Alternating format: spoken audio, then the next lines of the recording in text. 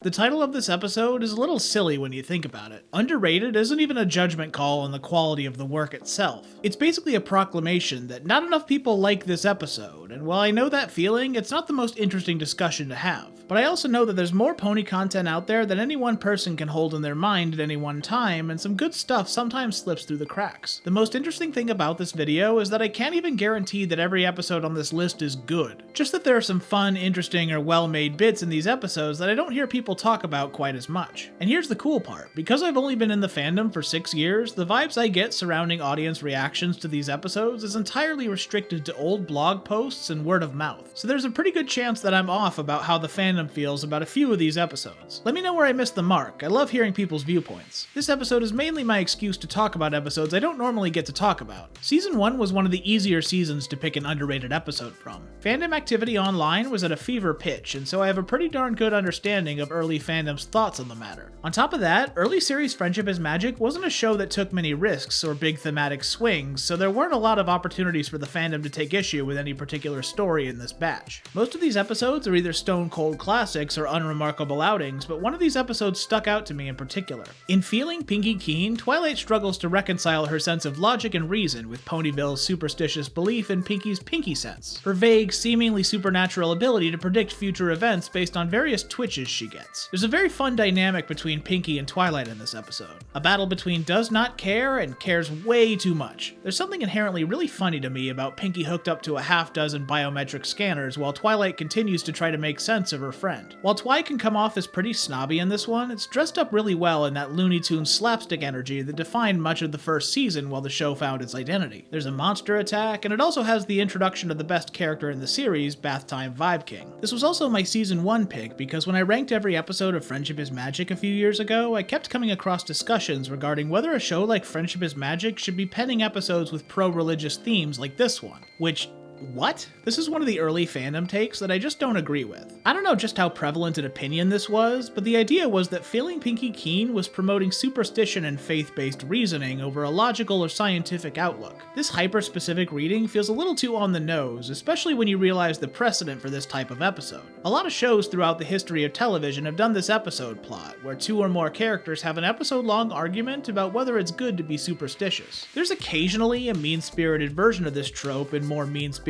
shows, but previous situational shows did this story often, without quite as much fuss as the fandom lobbed at this episode when it aired. The reading I got from this one, based on the letter to Celestia, is that while it can be a good defense mechanism to prove the stuff you believe in and disprove the things you don't, it's also wise to pick your battles, and trying to make sense of every little thing out there is exhausting and detrimental to your mental health. I've been trying to rank the morals of this series for a future video because it's one of the rare ones that didn't cleanly land with the fandom, but I got 8 more seasons to get through right now. Season 2 as a whole is considerably more even than Season 1. It continues the nice slice of life vibes of the first season, expands the cast, and has most of the early series kinks ironed out. You know who else it has? This guy. I like Spike, and not just because he's voiced by my all-time favorite VA. Spike episodes have this unique flavor to them that feel unlike any other episodes in the series. Somewhere between the regular antics of the main cast and the childlike wonder of the Cutie Mark Crusaders sits Spike, a loyal assistant who still goofs off in his downtime. When Spike gives away his birthday fire ruby to Rarity, the pony he's crushing on, it triggers a strange response in Spike that compels him to hoard things. I'll admit, for a while watching this one the first time, I was really scared the lesson was going to be, Spike, don't try to guilt people into giving you stuff. But I find this idea of Spike's birthday triggering his instinctual dragon urge to hoard things really clever. There's a cool fight scene with King Kong and Godzilla references, and they bring it full circle with a genuine show of generosity. If you're not a fan of this Rarity-Spike dynamic, you're probably not a fan of this one, and that's totally okay. I personally find that dynamic really interesting, but I also think this episode has a really fun fantasy twist on the dynamic between giving and receiving, and it does something really clever with a pretty generic premise. Season 3 was the hardest to pick an underrated episode for. It's a half-sized season, so they could land on that sweet syndication number of 65, and I think the fandom was pretty fair to all these episodes. But the one I'm gonna go with is Games Ponies Play, the second to last episode of the season. I've already talked about this one in my episode The Twilight Trilogy, but there's this cool background character development with Twilight here. She begins the episode racked with anxiety over Miss Harshwinnie coming to assess the Crystal Empire, and leaves having learned how to take things in stride from her brother and sister-in-law. In between all the shenanigans of corralling the Midwest mare they think is Harshwinnie, you catch her doing these small breathing exercises before she assesses the situation. That's really nice. I also like the lesson of this one. Miss Peachbottom received the best welcome of her life when she got off the train, and even if it was all a big misunderstanding, they made her feel good enough that she blabbed about it to a random spa patron that just happened to be the person they were looking for. Funny how serendipity works like that. Comparatively, Season 4 was pretty easy to pick out an underrated episode. There's a lot of bangers here, so not a lot of options for episodes that slip through the cracks. I thought about Castlemania, or Simple Ways if I was feeling extra spicy, but I went with a weird one that, true to the topic of this video, I have heard next to no one talk about. Trying to help Rarity create something for Ponyville's Full and Philly Fair, Spike comes across a magic book tucked away in the library that allows the user to create anything they can imagine. Rarity slowly goes drunk with this new power, turning Ponyville into a gaudy nightmare that can only be fixed by Spike being honest with his friend. I'm the first to admit there are a few problems with this episode that'll cause it not to jive with sections of the audience. If you're the kind of person turned off by episodes about Spike and Rarity's relationship, this one's not gonna win your heart either. I don't think it fully works, and I find the reasoning behind that fascinating. It's kinda slow, the owl jokes get old pretty fast, and the whole episode is a thematic retread of episodes like Green Isn't Your Color, with a strikingly similar lesson about the importance of being honest with your friends. Wasn't this about underrated episodes? If this one doesn't work for you, I totally get it. But I got those criticisms out of the way first because this episode in particular hits me on 4 weirdly specific levels. I talk about the different levels of scary kids media in my episode How to Scare Horse Kids, and this hits that level 2 sweet spot, where it's a little freaky but nothing even close to over the top.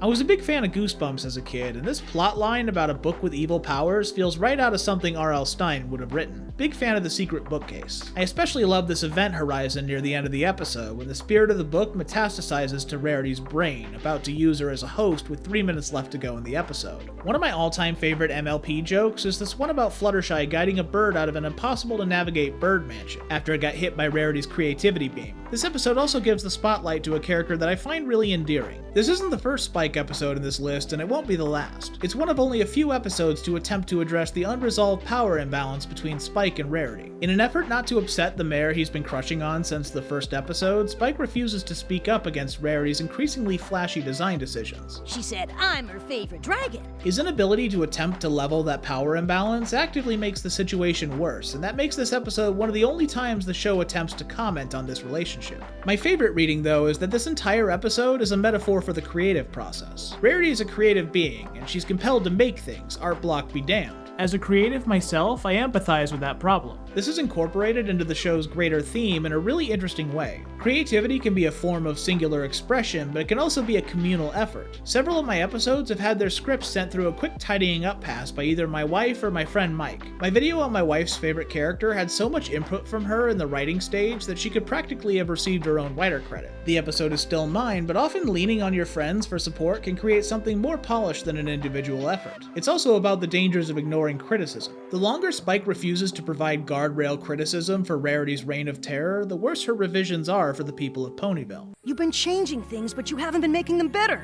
Part of being creative is learning to edit yourself, because art is a human experience, made by humans and for humans. And part of the human experience is trial and error, refining your initial efforts to fit the image you have in your mind. Having a soulless force regurgitate your every thought without intention or direction to it before it can be properly molded isn't art. It's trying to chisel something out of marble by throwing your head against it. For Season 5, I'm going with a really unique episode with a really cool setting that tackled a really unique Aesop. Made in Manhattan sees Rarity and Applejack called by the map to help restore Manhattan's sense of the arts and community service. This one's really effortlessly charming. I love this street crossing scene near the beginning when the show tried to shove as many Peanuts references into 30 seconds as they possibly could. I like the guest appearance by Kathy Westlook as Coco Palmel, and one of the last times they were allowed to call her by her full name before receiving a cease and desist notice from Coco Chanel's estate. One thing I didn't notice until writing this episode was the Method Mares, the troupe of theater ponies that helped put on an outdoor show. They would actually show up 2 seasons later in Horseplay to help Celestia improve her acting chops. I guess it's easy to miss, since people don't watch either of these episodes with any regularity. The coolest thing about this episode, though, is how well it communicates the power of community service and the arts. After being moved by a bare-bones piece of meta-theater about the power of coming together as a community to make something, the citizens of Manhattan realize just how far a small act of kindness can go towards making a community project possible. This kind of story is specifically personal to me.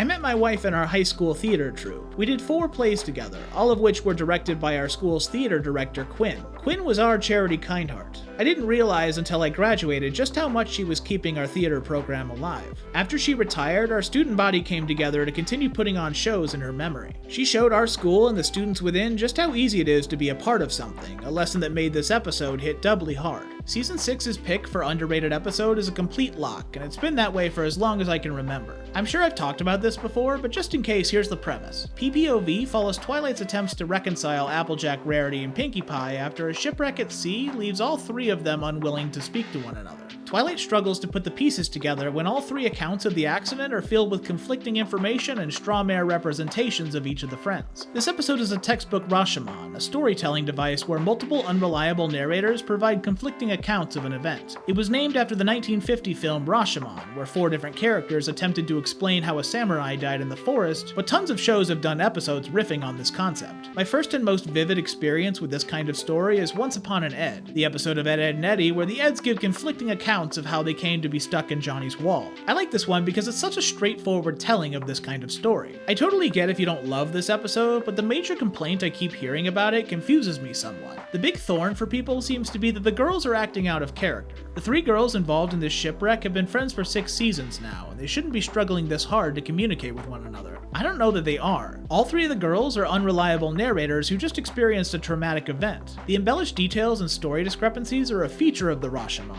not a bug. The point of an episode like this is that no one account of events tells the whole story, which is also one of my only 2 gripes with the episode. Firstly, that the story wasn't wacky enough and could have done more with its premise, and secondly, the deflating choice to have the story end with a correct answer as to what capsized the boat. I could see maybe someone in production didn't want to leave a story like that unresolved in a kids show, which I personally disagree with, but I'm not going to kill anyone over. I just like it for trying a unique storytelling approach, and in that respect, I think it's an understated success. Season 7 was another hard one to pick out an underrated episode. I could have gone with All Bottled Up, the emotional metaphor fighting an uphill battle against Trixie at her absolute worst. I could have gone with Forever Philly, a grindingly slow but refreshingly honest take about updating relationships. But instead I went with another Crusader episode, Marks and Recreation. At Cutie Mark Day Camp, you'll be able to try all kinds of things.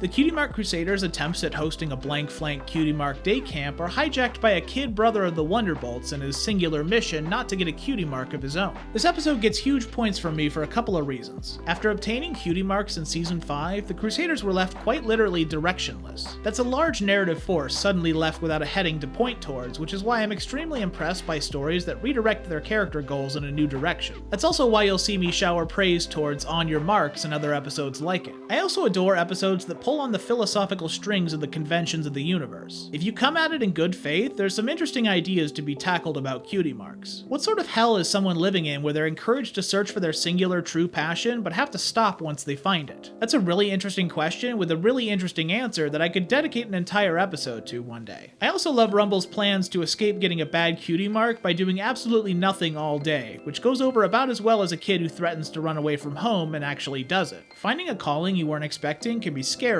but not when the alternative is laying bored in the grass, too paralyzed to do anything. Even the campers realize pretty quick that Rumble's anarchy camp is really boring, so they go back to actually doing things. It's a really tight episode that does a lot without appearing to do too much of anything. That's something shared by my Season 8 pick, The Parent Map. Starlight and Sunburst return to their hometown to solve a friendship problem, unaware that their obnoxious, smothering parents may have more to do with the problem at hand than they thought. I was way too hard on this when I ranked every episode a while back, a problem which I will now correct. There are interesting storytelling mechanics at play in Cutie Map episodes that'll make them flow different from other episodes. The omniscient power of the map means that characters are sent on missions before their objective has been revealed to them, and they can't go home until they solve the specific problem for which the map has called them. This kind of results-oriented storytelling has echoes of older shows like Quantum Leap, or if you're my age, 100 Good Deeds for Eddie McDowd. It also means that the reveal that the characters have been barking up the wrong tree hits that much harder, causing Starlight and Sunburst to realize that they are the relationship they need to work on.